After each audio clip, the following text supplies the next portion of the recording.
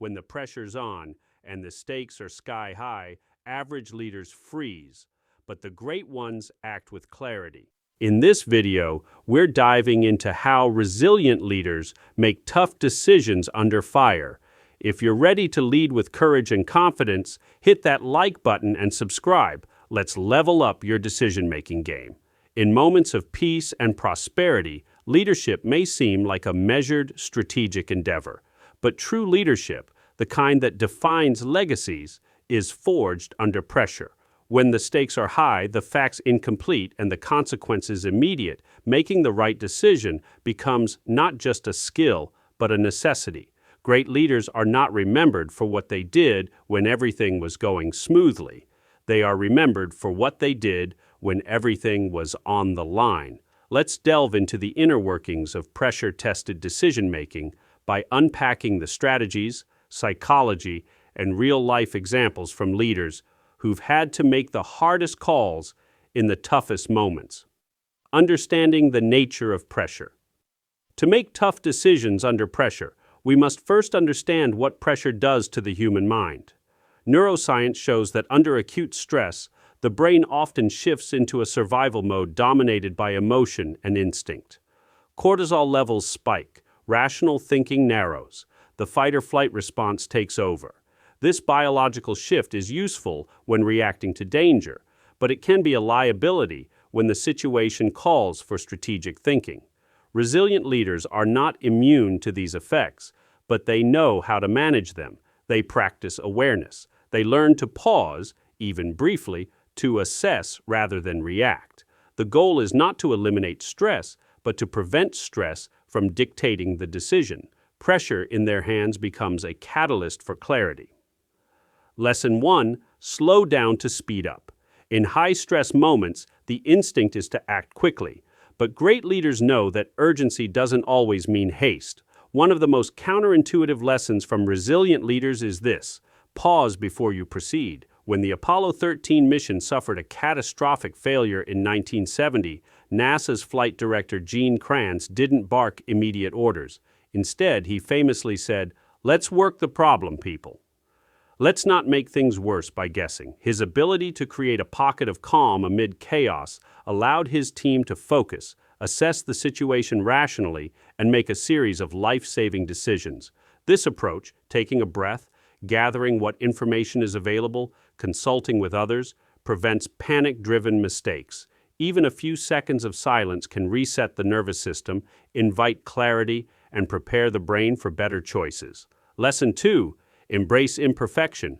You will rarely have all the data. One of the biggest myths in crisis decision-making is the belief that you need all the information before you act. Resilient leaders understand that in real life, you never have complete data.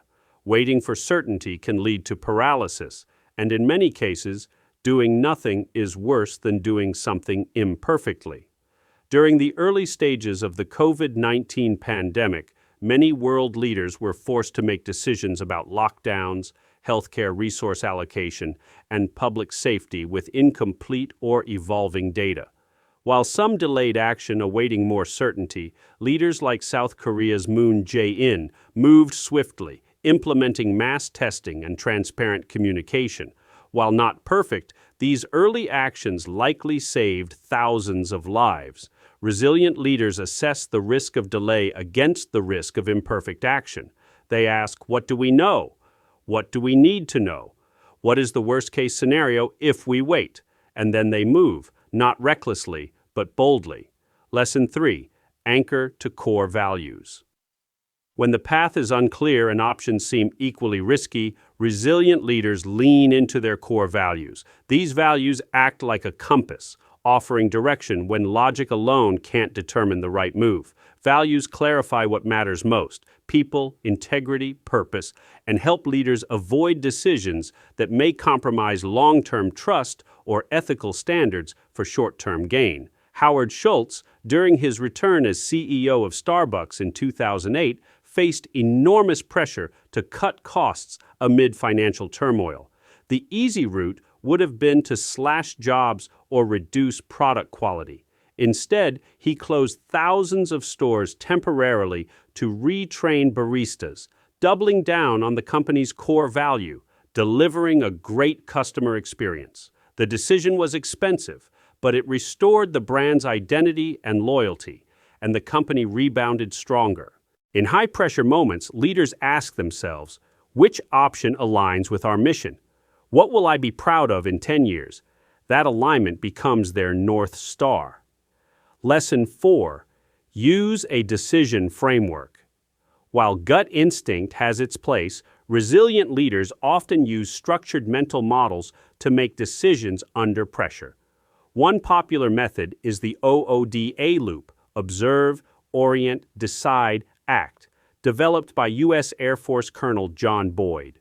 The OODA loop encourages leaders to observe the situation, orient themselves based on context and values, decide swiftly and act, then repeat the loop as new information emerges. Another method is first principles thinking, popularized by Elon Musk. This approach breaks a problem down to its most fundamental truths and builds up from there. In crisis, leaders who use structured thinking avoid relying solely on analogies or past habits, which may no longer apply. By having a repeatable mental model, decisions become less reactive and more strategic, even when time is limited. Lesson 5. Consult the right people, but avoid the committee trap. Resilient leaders know they don't have to go it alone. They seek input, but strategically.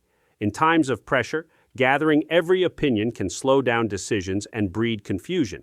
Instead, they identify key voices, trusted advisors, subject matter experts, frontline leaders, and ask targeted questions.